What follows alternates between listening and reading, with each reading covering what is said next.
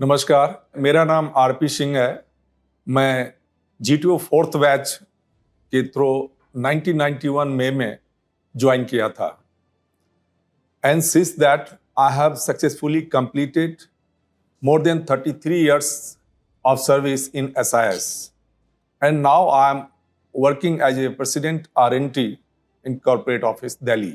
Initially हमारी training तकरीबन 2 years का था, जिसमें academic training, field training, practical training, इन सारे चीज़ों को पूरा करते हुए हमारी पहली पोस्टिंग पटना रीजन में as a assistant regional liaising officer उस टाइम का पोस्ट हुआ करता था, तो उस टाइम हुई। उसके बाद फिर हमारी पोस्टिंग दिल्ली में रीजन में हुआ और उसके बाद और भी कई यूनिट्स में, बिग यूनिट्स में एज ए यूनिट कमांडर, जहां पर कि तकरीबन मोर देन 1000 सिक्योरिटी पर्सनल को कमांड करता था। उसके थ्रू होते हुए हमने मेरा ट्रेनिंग के फील्ड में मेरा एंट्री 2002 में as a deputy commandant central training academy गरबा में हुई और उस टाइम से अभी तक कंटिन्यू मैं रिक्रूटमेंट एंड ट्रेनिंग के फील्ड में काम कर रहा हूं। एक्चुअली ट्रेनिंग तो चूंकि मैं एनसीसी का सी सर्टिफिकेट होल्डर हूं, तो मेरे को तो थ्रू आउट स्कूल लाइफ से ही ट्रेनिंग क्या होता है, डिसिप्लिन क्या होता है, इन सारे चीज़ों को देखने को और करने का मौका मिलते रहा है। तो जब मैं इवन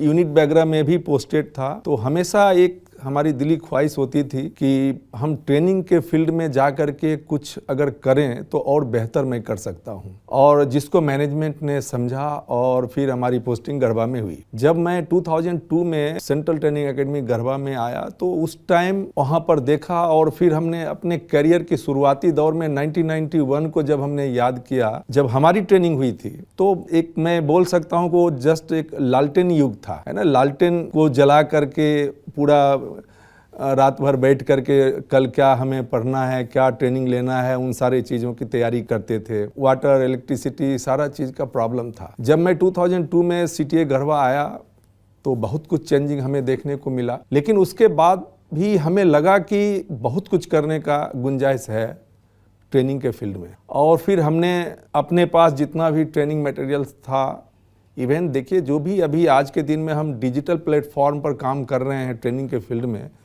लेकिन अगर इसको देखें तो इसका बेस आज भी हम याद करते हैं, देखते हैं, ढूंढते हैं। जो हमारे पास में हमारे ग्रुप चेयरमैन सर के हाथ से लिखा हुआ प्रेसी जो 1991 में वो लिख करके हम लोग को दिया करते थे, आज के दिन में भी वही हमारा बेस है, जिसको कि आगे हम लोग बढ़ा रहे हैं।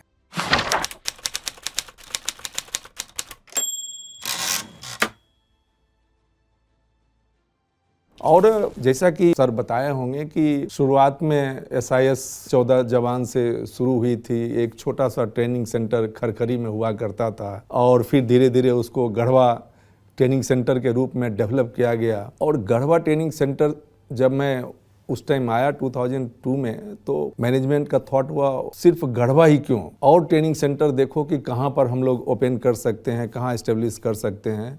और उस टाइम से एक जो दौड़ चला ट्रेनिंग सेंटर का, आज के दिन में 22 training centres residential training academy SIS group के पास में है। जो अगर आप देखें झारखंड, बिहार, यूपी, उड़ीसा, महाराष्ट्र से लेकर के लगभग स्टेट में हमारा ट्रेनिंग का एस्टेब्लिशमेंट वेल एस्टेब्लिश्ड है। लेकिन इनिशियली ये ट्रेनिंग सेंटर में रिक्रूट करके लाते थे। ट्रेनिंग सेंटर में उनको ट्रेनिंग देते थे।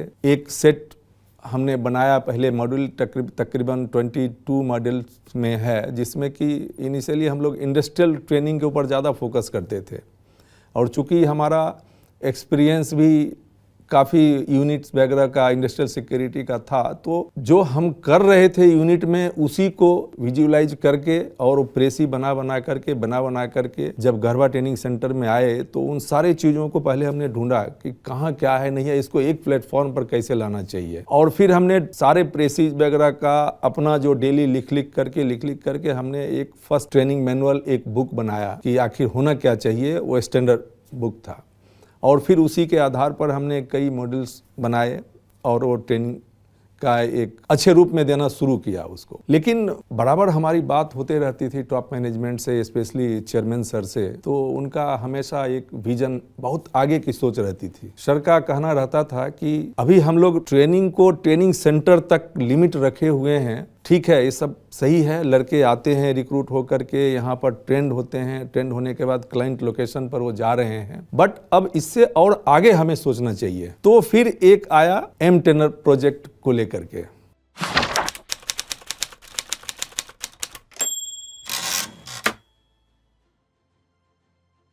कि हम उसका नाम दिया गया एम टेनर, और उसमें हुआ उसको 3 पार्ट में किया गया कि M trainer on tab, M trainer on van and M trainer on mobile. M trainer tab में कि जब हम लोगों ने ट्रेनिंग कंटेंट बनाना शुरू किया, उसका ऑडियो वीडियो रिकॉर्डिंग शुरू किया, तो 45 मिनट्स का एक ट्रेनिंग वीडियो बना करके तकरीबन हमारे पास 300 training videos related to industrial security, hotel security, सारे फील्ड का जो भी है उसके अनुसार से हमने बनाया और उसको टैब में डाला।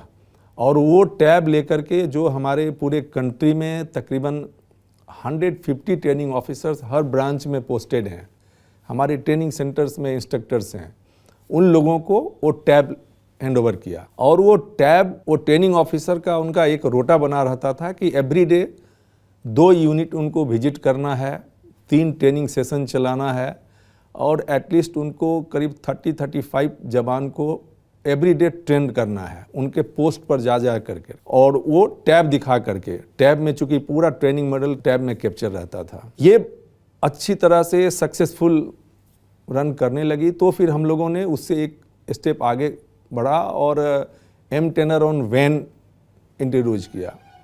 एम टेनर ऑन वैन का मतलब है तकरीबन हम लोगों ने 22 ट्रेनिंग वैन बनवाया। ट्रेनिंग वैन में एक 55 इंच का टीवी लगा हुआ है, पूरा इलेक्ट्रॉनिक गैजेट्स उसमें डाला हुआ है, फायर फाइटिंग का इक्विपमेंट डाला हुआ है, और भी ट्रेनिंग का कैलेंडर, चार्ट, इन सारे चीज़ को डाल करके पूरी तरह से वो हाईटेक बनाया उस ट्रेनिंग वैन को।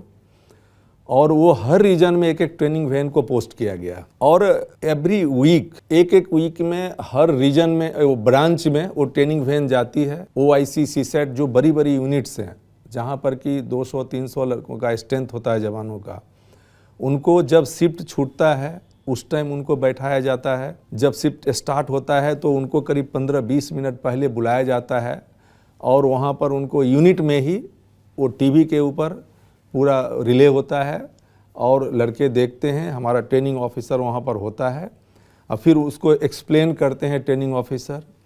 किसी तरह का अगर कोई क्वेरी होता है जवान को तो वो जवाब देते हैं। क्लाइंट को बुलाया जाता है उस ट्रेनिंग में, जो भी उनके चीफ सिक्योरिटी ऑफिसर वगैरह होता है उनको इन्वाइट किया जाता है, वो रिमार्क देते हैं कि ट्रेनिंग आपका कैसा रहा। तो वो भी अभी कंटिन्यू हमारा चल रहा है। इससे एक स्टेप और आगे बढ़ के हमने देखा कि ठीक है, अभी ट्रेनिंग सेंटर में ट्रेनिंग दे रहे हैं, टैब के थ्रू ट्रेनिंग दे रहे हैं, एम टेनर वैन के ऊपर सारे पूरे देश में घूम करके ट्रेनिंग दी जा रही है। अब एक नया कॉन्सेप्ट हम लोगों ने स्टार्ट किया कि इन सारी चीज़ों के अलावे क्यों नहीं ट्रेनिंग को, अगर हमारे यहाँ 3 लाख एम्प्लॉय काम कर रहे हैं तो सभी 3 लाख कर्मचारी के मोबाइल हैंडसेट में ट्रेनिंग का कंटेंट हम भेजेंगे। गार्ड्स को जब भी वो फ्री होते हैं उसको पढ़ेंगे, असेसमेंट देंगे, और उन सारी चीज़ों को मॉनिटर हम लोग यहाँ कॉर्पोरेट ऑफिस से बैठ करके करेंगे कि किस कैंडिडेट को क्या भेजा गया, उसने कितने लोगों ने सिर्फ लॉगिन किया, कितने लोगों ने उसको पढ़ा, कितने लोगों ने उसको कंप्लीट करके असेसमेंट दिया, और जो असेसमेंट नहीं देते हैं तो फिर उसका हम लिस्ट बना करके ट्रेनिंग ऑफिसर को देते हैं। ट्रेनिंग ऑफिसर फिर उनसे बोल करके उसको कंप्लीट करवाते हैं। ये सारा कॉन्सेप्ट निकल करके आया, जिसमें कि तकरीबन हम लोगों के पास अभी मोर देन 1000 वीडियो सब्जेक्ट के ऊपर वीडियो बना हुआ है, और वो सारी चीज़ों को हम लोग अभी सक्सेसफुली रन करा रहे हैं।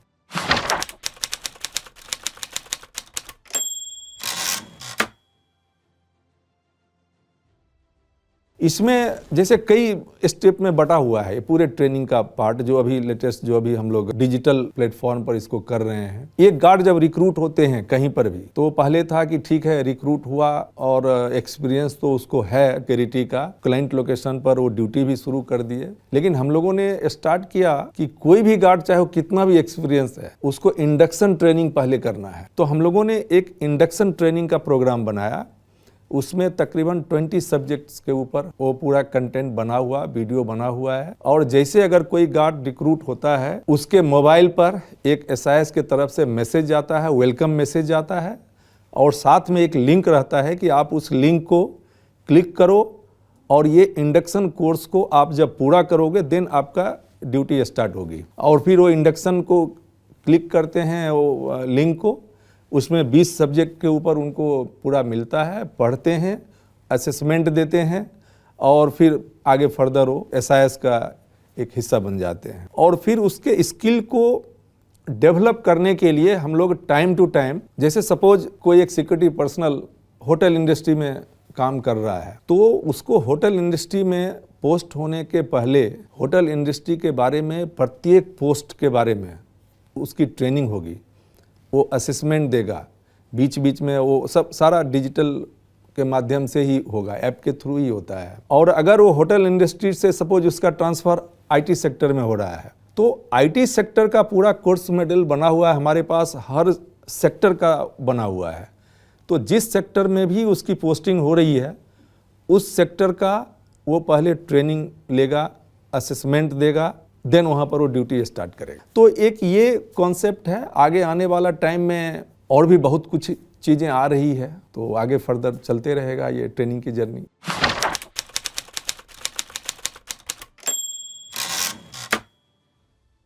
एक्चुअली गरबा जब हम लोग गए थे 1991 में, उस टाइम गढ़वा एक बहुत ही पिछड़ा हुआ डिस्ट्रिक्ट हुआ करता था।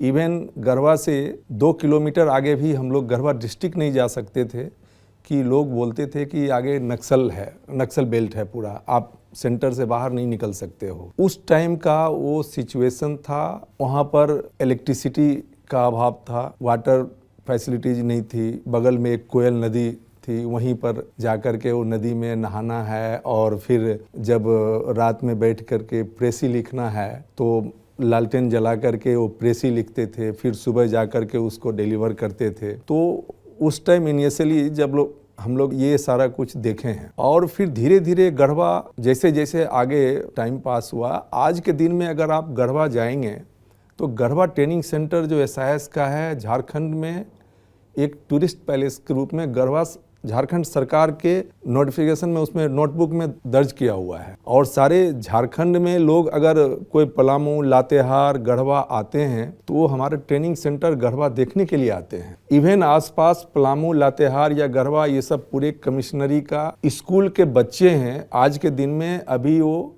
एक 2 महीने तक का उनका बुकिंग होता है कि एक संडे को आप टाइम दीजिए, आपका कब फ्री है गढ़वा ट्रेनिंग सेंटर, कि हम अपने स्कूल के बच्चों को ला करके आपके सारे एक्टिविटीज़ को दिखाना चाहते हैं। जितना हमारा हडल ग्राउंड है, सारे आर्मी का जितना भी आप हडल देखते हैं, वो सारा कुछ उस ट्रेनिंग सेंटर में अवेलेबल है। और वो एवरीडे बच्चों को करना रहता है, जो ट्रेनीज होते हैं। योगा का क्लास हुआ, कराटे का एक full timer black belt 4 done instructor होते हैं, उन बच्चों को कराटे की ट्रेनिंग मिलती है। और इन सारे चीज़ों को देखने के लिए स्कूल वाले अपने बच्चों को लेकर के आते हैं। वहाँ पर इवन फिल्म की शूटिंग हुई है, ऐसा अभी वो गढ़वा ट्रेनिंग सेंटर है।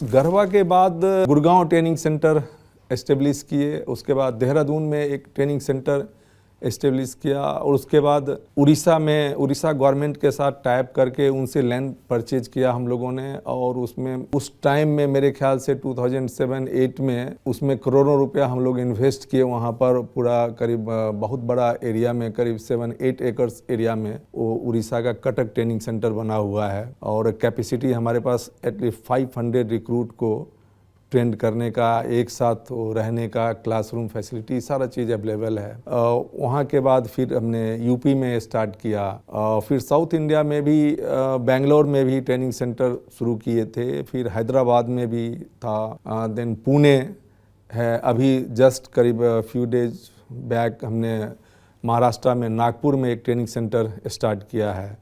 झारखंड में अनदर एक training centre Jamshedpur training centre establish किए हैं। तो कॉन्सेप्ट है कि लोकल बच्चे जो भी, जैसे हर डिस्ट्रिक्ट में हम SIS का एक ट्रेनिंग सेंटर हो और उस डिस्ट्रिक्ट के जितने भी पढ़े लिखे 10th पास यूथ हैं उनको हम अपने यहाँ ला करके उनको अच्छी ट्रेनिंग दें और वो उनको ट्रेंड करके और वो जहाँ भी जाना चाहते हैं वहाँ पर उनको प्लेसमेंट देते हैं। तो ये सारा कॉन्सेप्ट में आगे बढ़ा और आज 22 ट्रेनिंग सेंटर SIS के पास में है। आने वाला विजन है हमारा तकरीबन 50 ट्रेनिंग सेंटर करने का, कि 22 to 50 तक पहुँचना है। तो उसके प्रति हम लोग आगे बढ़ रहे हैं, आइडेंटिफाई कर रहे हैं एरिया और कहाँ कहाँ ट्रेनिंग सेंटर खोला जा सकता है। ये हमारे लिए एक बहुत बड़ा चैलेंज भरा काम था इनिशियली, क्योंकि ट्रेनर के रूप में हम लोग ज़्यादातर एक्स सर्विसमैन को लाते थे, लेकिन एक्स सर्विसमैन का एक सेट माइंडसेट होता था जो इंडस्ट्री में आज के दिन में चाहिए, उसको वो ग्रैप नहीं कर पाते थे। फिर हम लोगों ने अपना एक कैडर स्टार्ट किया, ट्रेनिंग ऑफिसर का कैडर, जो पुराने लोग हैं, NCC C सर्टिफिकेट होल्डर हैं, वैसे वैसे लोगों को आइडेंटिफाई किया, पेपर में ऐड दिया और उनको ला करके और एक अपना कोर्स स्टार्ट किया कि उनको ट्रेनिंग दे करके, और क्लाइंट का क्या क्या डिमांड है आज के दिन में, हमेशा तो डिमांड उनका रिक्वायरमेंट चेंज होते रहता है, तो क्या उनके पास रिक्वायरमेंट है, क्या उनका डिमांड है, उसके अनुसार से हम अपना ट्रेनिंग मॉड्यूल को चेंज करते रहते हैं। और उसके लिए हम सबसे पहले अपने ट्रेनर को ट्रेंड करते हैं और ट्रेनर को फुल्ली ट्रेंड करके देन वो पूरा मॉड्यूल उनको देते हैं और वो जाकर डिलीवर करते हैं। हमारे पास आज के दिन में 200 से अधिक training officer pan India ground पर काम कर रहे हैं, जिन्हें उनका वर्क भी एक मेजरेबल वे में चलता है कि आपके लोकेशन पर ये ट्रेनिंग ऑफिसर आया, सबसे फर्स्ट तो उनसे परमिशन लिया जाता है कि आपके लोकेशन पर हम ट्रेनिंग देना चाहते हैं। वो वहाँ के चीफ सिक्योरिटी ऑफिसर या जो भी ऑथराइज पर्सन है उनको इन्वाइट किया जाता है, वो ट्रेनिंग में आते हैं और फिर जब ट्रेनिंग ख़त्म होता है फिर वहाँ उनको एक मेल जाता है और वो मेल में पूरा फोटोग्राफ से लेकर के क्या चीज़ का हमने ट्रेनिंग दिया है, कितने बच्चे थे ट्रेनिंग में, सारा डिटेल्स उनके पास जाता है और वो क्लाइंट के तरफ से रिवर्ट मेल भी आता है, थैंक यू या गुड या कोई उनका सजेशन होता है तो वो हम लोग के पास भेजते हैं और उसके अनुसार से फिर हम लोग चेंज भी करते रहते हैं। स्पेशली किसी क्लाइंट को अगर कस्टमाइज ट्रेनिंग कराना है, अभी हमने गोवा निस्ले में एक बड़ा ट्रेनिंग प्रोग्राम चलाया, उनका एक अलग तरह का ट्रेनिंग का रिक्वायरमेंट था, तो हमने पूरा जा कर के स्टडी करके उस एक कस्टमाइज ट्रेनिंग के रूप में एक मॉडल तैयार किया और फिर वहाँ पर वो ट्रेनिंग प्रोग्राम चलाए ट्रेनिंग ऑफिसर के थ्रू। तो इस तरह की चीज़ें भी चलते रहती है। एक्चुअली इवेंट सिक्योरिटी का हमारे पास एक पूरा मॉडल तैयार रखा हुआ है इवेंट सिक्योरिटी के ऊपर।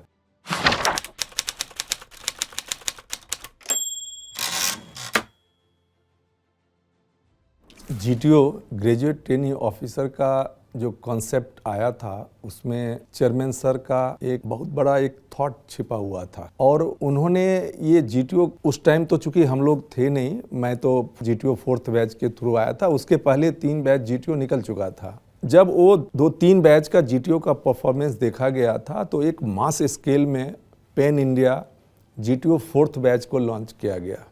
उसमें मेरे ख्याल से लेट CRPF के IG थे R लाल साहब, ब्रिजनंदन प्रसाद सर, इन लोग इस लेवल के लोग हुआ करते थे और कई लेवल का सिलेक्शन प्रोसेस उसमें होते होते होते फिर फाइनली मेरे ख्याल से 4th बैच GTO में ओनली 16 कैंडिडेट सेलेक्ट हुए थे और फिर एक GTO को तकरीबन 2 साल का ट्रेनिंग दिया जाता था। 2 साल के ट्रेनिंग में ट्रेंड हो करके और फिर वो उनकी पोस्टिंग कहीं न कहीं लीड रोल में होता था और वो धीरे धीरे आगे बढ़ते हुए आज के दिन में अगर आप देखेंगे तो 90% बिजनेस को GTO कैडर के लीडर्स संभाल रहे हैं, चाहे जोनल हेड के रूप में हो, प्रेसिडेंट के पोस्ट पर हो, मोस्टली ब्रांच हेड के पोस्ट पर हो, ऑपरेशंस में हो, वो सारे हमारे अपने जीटीओ ओन कैडर के लोग आज के दिन में लीड कर रहे हैं। अभी देखिए जीटीओ जस्ट अभी 1 अक्टूबर से हमारा जीटीओ 39th बैच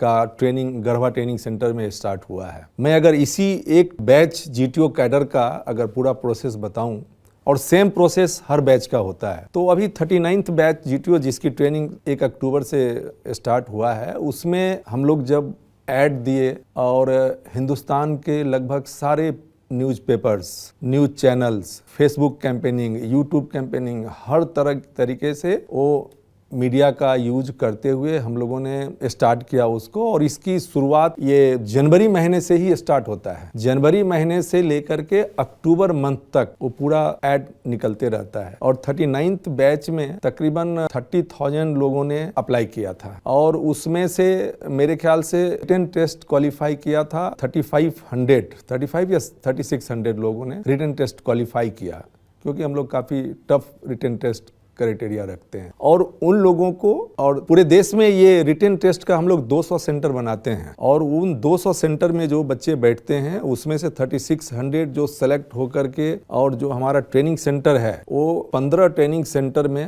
इन लोगों को फेज वाइज बुलाया जाता है। और वहाँ पर एक फर्स्ट बोर्ड बनाया जाता है जिसमें कि एक ब्रिगेडियर रैंक के होते हैं, जनरल रैंक के होते हैं, ईडीज, और उनके साथ में 2 रीजनल हेड का टीम होता है। और फिर वो बच्चे जब आते हैं ट्रेनिंग सेंटर में अलग अलग स्टेट में, तो उनकी सबसे पहले फिजिकल उनका QR देखा जाता है, जिसमें कि करीब 3 किलोमीटर उनको रनिंग करना है 6 मिनट के अंदर। उसमें अगर वो क्वालिफाई करते हैं, देन सारा high jump, long jump, hurdles का बहुत सारे आइटम्स हैं, उनको क्वालिफाई करना पड़ता है। देन उनका ग्रुप डिस्कशन होता है, पब्लिक स्पीकिंग होता है, कंप्यूटर टेस्ट होता है, इंग्लिश टेस्ट होता है। इस तरह से वो सारा टेस्ट होने के बाद फिर बोर्ड इंटरव्यू होता है। और बोर्ड इंटरव्यू में अगर टीम को लगता है कि ये रिकमेंड जीटीओ के लिए किया जा सकता है, तो फिर उसको फाइनल इंटरव्यू के लिए कॉर्पोरेट ऑफिस रिकमेंड करते हैं। तो इस बार करीब 3500 में 250 कैंडिडेट को यहाँ फाइनल इंटरव्यू के लिए भेजा गया कॉर्पोरेट ऑफिस दिल्ली। और कॉर्पोरेट ऑफिस दिल्ली में एक बोर्ड बनता है जिसमें कि हमारे ग्रुप चेयरमैन सर होते हैं, ग्रुप MD होते हैं, ग्रुप CEO, प्रेसिडेंट, ईडीज, इन सारे लोगों का बोर्ड बनता है। और उसमें वो 250 में ओनली 54 कैंडिडेट को सेलेक्ट किया गया जीटीओ ट्रेनिंग के लिए, और जिनकी ट्रेनिंग अभी 1 अक्टूबर से स्टार्ट हुआ है। अब इन्हें 3 महीने का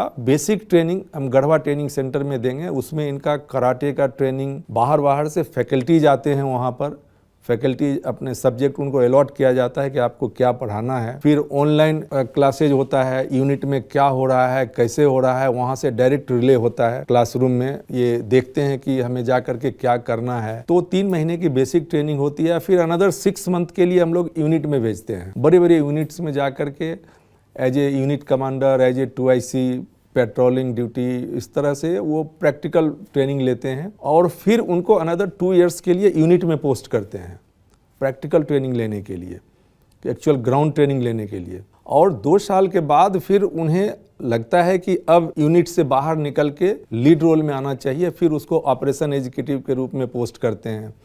फिर आगे फर्दर वो ब्रांच हेड बनते हैं, फिर AVP बनते हैं, VP बनते हैं, रीजनल हेड बनते हैं। इस तरह से आगे उनकी जर्नी रहती है। ट्रेनिंग एक बैकबोन है SIS का। मेरा भी GTO का, जैसे मैं अभी आपको प्रोसेस बताया, मेरा भी सिलेक्शन इसी के थ्रू सारा चीज हुआ। जब हमने गढ़वा आया, चेयरमैन साहब का कई लेक्चर सुनने को मिला, और उनका एक पॉलिसी उसी टाइम था जब समझिए कि आप 100 जवान का यूनिट हुआ करता था। उस टाइम से सर ने एक पॉलिसी बनाया कि बिना ट्रेनिंग लिए हुए कोई भी कैंडिडेट क्लाइंट लोकेशन पर ड्यूटी करने नहीं जाएगा, जिसके लिए 3 मंथ की ट्रेनिंग कंपलसरी किया गया। और 3 महीने की ट्रेनिंग में उनको पूरा सावधान, विश्राम, सैल्यूट से लेकर के किस पोस्ट का क्या ड्यूटी होता है, कैसे क्लाइंट लोकेशन पर जा करके वो checking, frisking, searching, access control क्या होता है, इन सारी चीज़ों को ट्रेनिंग दे करके, ट्रेंड करके फिर हम लोग भेजते हैं। तो बिना ट्रेनिंग का आज के दिन में भी अगर आप देखें तो सिक्योरिटी एजेंसी आपको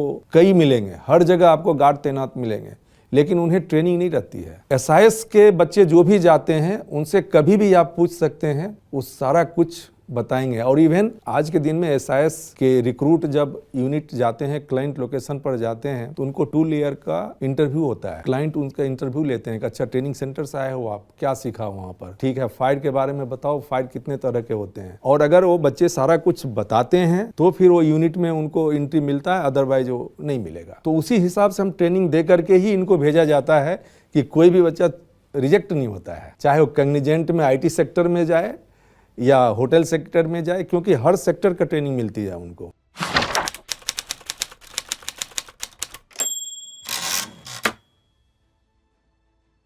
हम लोग वैसे जगहों पर जाते ही हैं जहां पर कि थेफ्ट केस होते रहता है, इंसिडेंट, दुनिया भर का इंसिडेंट होता है, और उनको रोकने का कैसे पहचान करना है, कैसे रोकना है। सपोज करिए जैसे कि हम ही लोग जब पोस्टिंग गए, जोड़ा माइंस में हमारी ड्यूटी लगी, नाइट पेट्रोलिंग कर रहे हैं, तो ट्रेनिंग में हम लोगों को बताया जाता है कि अगर कहीं भी कुछ लीक से हट करके कुछ आपको दिखे तो इमीडिएट रिएक्ट करो। तो एक जगह देख रहे हैं कि रात में यहाँ पर वेल्डिंग का काम चल रहा है और ट्रक लगा हुआ है, तो भाई ट्रक यहाँ क्यों लगा हुआ है, तो जाकर के देखने लगे तो उसमें लोहे का बड़ा बड़ा प्लेट को लेकर के ट्रक के नीचे चेचिस में वो वेल्ड कर देते थे और गेट से गाड़ी निकल जाती थी। तो चूंकि ट्रेनिंग मिला हुआ था कि ऐसे ऐसे चीज़ों को देखना है, शक करना है, उसको चेक करना है, तो जब हमने चेक किया तो इतना बड़ा केस पकड़ा है कि ये तो बहुत दिन से चल रहा था। तो ऐसे ऐसे बिना ट्रेनिंग का ये सारा चीज़ कॉन्सेप्ट आप डेवलप नहीं कर पाएंगे। मेरे ख्याल से हमारी जो ट्रेनिंग मॉड्यूल है उसमें ये सारा कुछ कवर रहता है। एक जैसे अभी मैं बता रहा था आपको, इवेंट सिक्योरिटी में ये तो हमेशा चलते रहता है, तो उसके लिए हमें तैयारी पहले से करनी रहती है, और जो एग्जिस्टिंग फोर्स है हमारे पास उसको पहले से ही ट्रेनिंग दे करके रखते हैं कि अगर इस तरह की ड्यूटी लगती है तो आपको कैसे उसको हैंडल करना है। अभी आपने जैसे राम मंदिर की चर्चा किया, उसके पहले से हम लोग बांके बिहारी मंदिर में सर्विस दे रहे हैं, कामरूप कामाख्या आसाम गुवाहाटी वहाँ पर सर्विस दे रहे हैं, नीम करोली बाबा के पास हैं, कई ऐसे हैं जहाँ पर कि हम लोग उसको कर रहे हैं। और राम मंदिर में जैसे जब डेट अनाउंस हुआ कि एसआईएस के रिक्रूट्स वहां पर जवान तैनात होंगे, तो उनकी ट्रेनिंग का अलग से हम लोगों ने एक स्पेशली, जिसको हमने कुछ देर पहले आपको बताया था कि कस्टमाइज ट्रेनिंग, तो वो राम मंदिर का एरिया में क्या क्या रिक्वायरमेंट्स था उसको देख करके एक पूरा ट्रेनिंग कैप्सूल बनाया गया। हमने वहां पर 5 ट्रेनिंग वैन लगाया, 5 ट्रेनिंग ऑफिसर को बुलाया गया अलग अलग ब्रांच से, और सारे ट्रेनिंग सेंटर से, कुछ बिहार से, कुछ यूपी से, कुछ महाराष्ट्र से, ऐसे हर ट्रेनिंग सेंटर से उनको अलग से एक इवेंट ड्यूटी से रिलेटेड ट्रेनिंग दे करके और यहाँ पर भेजा गया। और यहाँ पर फिर कंटिन्यूअसली उनकी ट्रेनिंग चलते रही इवेंट से रिलेटेड, वहाँ पर क्या करना है। इसमें सबसे ज़्यादा इम्पोर्टेंट रखता था कि जैसे इतनी भीड़ आ रही है तो उनको सॉफ्टली कैसे हैंडल करना है। और आप बिलीव नहीं करेंगे, राम मंदिर के टॉप मैनेजमेंट से जा करके हम लोग जब मिले वहाँ पर, तो इतना अप्रिशिएट कर रहे थे कि नहीं, जो काम हमारे पुलिस वाले डंडे के बल पर नहीं कर पाते थे, आपके जो जवान थे, चाहे उनको थोड़ी कड़क भाषा का इस्तेमाल करना पड़े, चाहे हाथ जोड़ने का उनको जोड़ना पड़े, हर चीज अप्लाई करके और इतनी भीड़ को उन्होंने कंट्रोल किया। और इवन उसको कंट्रोल और ज्यादा बेहतर तरीके से करने के लिए हमारी कॉर्पोरेट ऑफिस की टीम, हमारी रीजन का पूरा रीजनल टीम, सारे लोगों ने वहां पर जाकर के कैंप किया, और कैंप करके उसको सक्सेसफुली, जो आज के दिन में भी कहीं से कोई भी, चाहे वो क्लाइंट हो, चाहे हमारे कोई रिलेटिव्स हो, फोन करके बताते हैं कि आपके सिक्योरिटी पर्सनल वहां लगे हुए थे, मैंने नाम लिया कि मैं एसआईएस को जानता हूं, तो वो हमें ले जा करके दर्शन कराया और फिर हमें अभी गाड़ी में बैठा दिया। तो ये चीज मतलब उसके बाद से काफी मतलब एक प्राउड फील करते हैं। बिल्कुल वो आते ही रहते हैं, और आप कभी वहां जाएं तो आपको देखने को मिलेगा कि किस तरह से वहां सिक्योरिटी पर्सनल कितनी मेहनत कर रहे हैं, कितना मेहनत कर रहे हैं। वो असली उनका जो देखने का है ना, वहां पर देखने को मिलता है वो सब। जैसे नहीं, देखिए हमारे यहाँ ट्रेनिंग का क्या कॉन्सेप्ट है कि ट्रेनिंग सेंटर में ट्रेनिंग एक बार दे करके उसको हम फ्री उसके हाल पर नहीं छोड़ देते हैं, वो तो बेसिक ट्रेनिंग है उनकी। तो वहीं पर जो हमारा, जो मैं अभी बताया कि 150 और 200 ट्रेनिंग ऑफिसर हैं, उनका काम ही है कि हर मंथ हर उनके पास जा करके उनका रिफ्रेशर कोर्स चलाते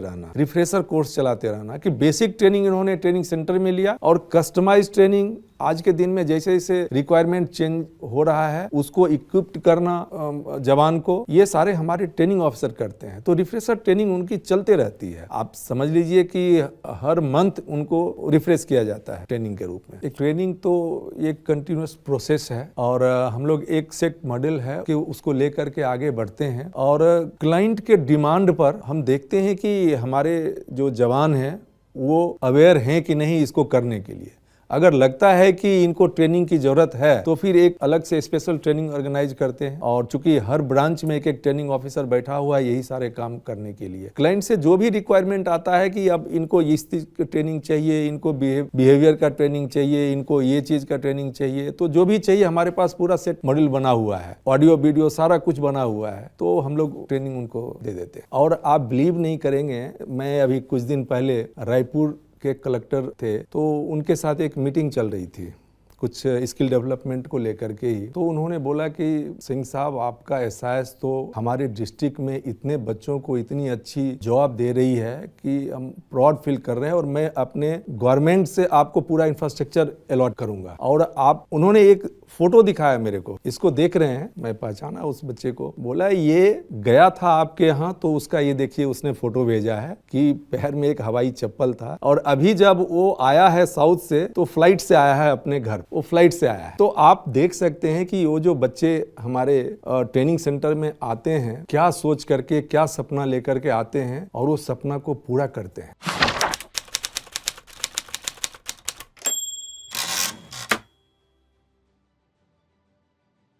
शुरुआती दिनों में मेरी मुलाकातें ज्यादातर चेयरमैन सर से प्रशिक्षण केंद्र गढ़वा में हुआ करती थी। मैं बहुत लकी हूं कि चेयरमैन सर के मेंटरशिप में हमें अपनी ट्रेनिंग कंप्लीट करने का मौका मिला और मैं ज्यादातर जगहों पर, कुछ जगहों पर चेयरमैन सर के साथ काम करने का भी मौका मिला। मुझे आज भी याद है जब हम लोग B7/48 सफदरजंग इनक्लेव में 1993 में जब ऑफिस हमारा हुआ करती थी तो चेयरमैन सर रात के 12 बजे तक काम करते थे और फिर उसके बाद नाइट चेकिंग के लिए निकल जाते थे। मैं बहुत लकी हूं, जैसा कि मैंने बताया, चेयरमैन सर के मार्गदर्शन में हमें काम करने का मौका मिला। वो उनके कार्यशैली को मैं बहुत ही नजदीक से देखा हूं। मुझे आज भी याद है जब हम लोग सफदरजंग इनक्लेव में हमारी ऑफिस थी तो एक भीखाजी कामा प्लेस एक जगह दिल्ली में है, वहां पर ऊषा मार्टिन का ऑफिस हुआ करता था। हम लोगों का काम था चूंकि जाकर के चेक कलेक्शन करना, बिलिंग करना, वहां पर चेक मिलने में डिले हो रहा था। चेयरमैन साहब पूछे क्या हुआ, क्या प्रॉब्लम है, तो मैं जब उनको बताया कि सर थोड़ा डिले हो रहा है तो आप बिलीव नहीं करेंगे, चेयरमैन साहब का कहना था कि चलो मैं चलता हूं चेक कलेक्शन के लिए। और उस ऊषा मार्टिन के ऑफिस में जाकर लोग वहां के आश्चर्य थे और सारे लोग पूछ रहे हैं अरे सब आप क्यों आ गए, मैं आज शाम तक तो दे देता चेक। तो सर का कहना था कोई बात नहीं, मैं बैठ रहा हूं, आप चेक का प्रोसेस जारी करिए। और आप बिलीव नहीं करेंगे कि वहां से चेक ले करके हम लोग वहां बैठे रहते थे और चेक ले करके ही वापिस आते थे। सर का मेंटरशिप, चेयरमैन सर का मेंटरशिप के बारे में मैं जो भी कहूं बहुत ही कम है। आप बिलीव नहीं करेंगे, 1992, 1993 में मल्टी स्टोरी बिल्डिंग्स बहुत कम हुआ करती थी। जब भीखाजी कामा प्लेस में लिफ्ट में नजदीक आता था तो उसको कैसे ऑपरेट करना है, क्या red and green button push करना है, हमें उसके बारे में जानकारी नहीं थी।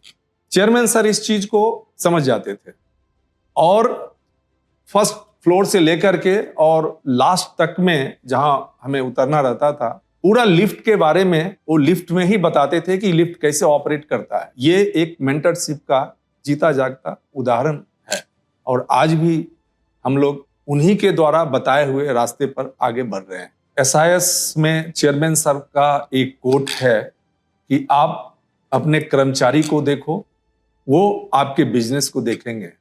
ये हमें बहुत ही इंस्पायर करता है। मैं 1991 में ज्वाइन किया था, उस टाइम एसआईएस एक छोटी कंपनी थी, एक प्राइवेट लिमिटेड थी, लेकिन देखते देखते आज के दिन एक ये मल्टीनेशनल कंपनी के रूप में स्थापित हुई है और हम आशा करते हैं, हमें खुशी होगी कि आने वाले दिनों में ये एसआईएस एक लार्ज कैप कंपनी के रूप में अपनी पहचान बनाए, ये हमारी आज हम बहुत खुशनसीब हैं कि एसआईएस के 50वीं वर्षगांठ मनाने की तैयारी में हम अपना हिस्सा दे रहे हैं।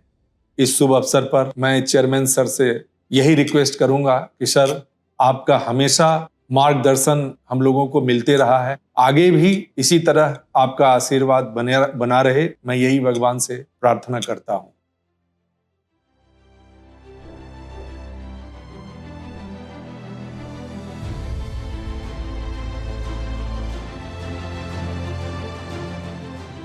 तो ये एक्सपेरिमेंट चला, एक्सपेरिमेंट इतना बढ़िया रहा कि सीएमडी ने इसको बंद नहीं किया कभी, कहा कि नहीं ये जीटीओ बैच का चलेगा, और उसका ये नतीजा है कि from first batch to 39 batch is here.